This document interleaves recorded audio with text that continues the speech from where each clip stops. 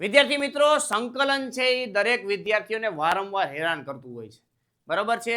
આ હેરાનગતિ દૂર કરવા માટે આપણે અલગ અલગ પ્રકારની શોર્ટ ટ્રીકો સંકલનની અંદર મૂકતા હોઈએ છીએ. ખાસ ચેનલમાં તમે જોશો ને, પ્લેલિસ્ટની અંદર ઘણી બધી શોર્ટ ટ્રીકો છે, બરાબર છે. એવી જ અહીંયા એક શોર્ટ ટ્રીક છે મિત્રો સંકલનની જ, કે જેમાં તમે ડાયરેક્ટલી આન્સર કેવી રીતના આપી શકો છો, એમસીક્યુમાં પૂછાય તો, બરાબર છે. આ ખાસ મિત્રો શોર્ટ ટ્રીક શીખવા જેવી છે, કારણ કે તમને એમસીક્યુની અંદર જ્યારે પૂછાય ત્યારે તમે સેકન્ડની અંદર જ તમે આનો આન્સર આપી શકશો. રેડી? તો એવા પ્રકારની આ શોર્ટ ટ્રીક છે મિત્રો. ખાસ જોજો મિત્રો કેવી રીતના કામ કરે છે. તો અહીં જોજો, સૌથી પહેલા શું આપેલું છે, તો 10x છે π/6 થી π/3, એટલે અહીંયા બેનો સરવાળો છે એ π/2 થઈ જવો જોઈએ. લિમિટમાં બેનો સરવાળો છે એ π/2 થઈ જવો જોઈએ. ક્લિયર? આ પેલી મતલબ ધ્યાનમાં રાખવા જેવી વસ્તુ છે, π/2 થઈ જવો જોઈએ સરવાળો. આ 10x છે તો આપણે એક ફોર્મ્યુલા જાણી છે કે sin π/2 - x એટલે cos x થાય, cos π/2 - x એટલે sin x થાય, tan π/2 - x એટલે cot x થાય, cot π/2 - x એટલે tan x થાય, sec π/2 - x બરાબર cosec x થાય, અને cosec π/2 - x બરાબર sec x થાય.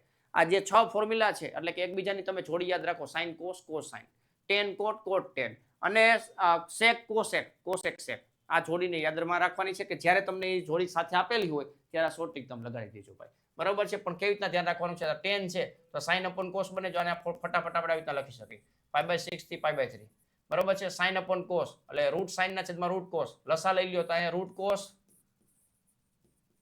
પ્લસ રૂટ sin આવી રીતના છે, અને છેદનો છેદાંશમાં એટલે કે રૂટ cos, બરાબર છે. આ dx છે. હવે sin ને cos ની જોડી છે, એમાંથી cos આપેલું છે, sin નથી આપ્યું, પણ નીચે બેનો સરવાળો આપ્યો છે. આવું જ્યારે દેખાય ત્યારે આ શોર્ટકટ માર દેવાની. શું શોર્ટકટ છે ભાઈ? આનો સંકલનનો જવાબ ડાયરેક્ટ છે ભાઈ. શું જવાબ છે? Upper limit minus lower limit છેદમાં 2, upper limit minus lower limit છેદમાં 2, 60 - 30 બરાબર 30, આ 60 - 30 બરાબર 30, અને છેદમાં 2 બરાબર છે, છેદમાં 2 એટલે કે π/12. આનો જવાબ આવશે. કેટલો જવાબ આવશે ભાઈ? π/12. બરોબર છે. મજા આવી ભાઈ? આવો જ એક જવાબ છે મિત્રો, મતલબ આવો જ એક ક્વેશ્ચન છે, એનો જવાબ તમારે કમેન્ટની અંદર આપવાનો છે. 0 થી π/2 આપેલું છે, sin ની 4 ઘાત છેદમાં cos ની 4 ઘાત પ્લસ sin ની 4 ઘાત, બરોબર છે. આનો જવાબ તમારે કમેન્ટમાં આપવાનો છે. અને આવી જ શોર્ટ ટ્રીકો શીખવા માટે મિત્રો ચેનલ સાથે જોડાયેલા રહેવાનું છે, ઇન્સ્ટાગ્રામને ફોલો કરી દેવાનું છે, કે જેથી કરીને તમને વાંધો ન આવે, બરોબર છે. આવી શોર્ટ ટ્રીકો શીખવા મળે. અને શોર્ટ ટ્રીક માટે પણ આપણે એક ફોર્મ્યુલા હેન્ડબુક મેથ વિથ કેટીસર નામની અંદર એપ્લિકેશન નામની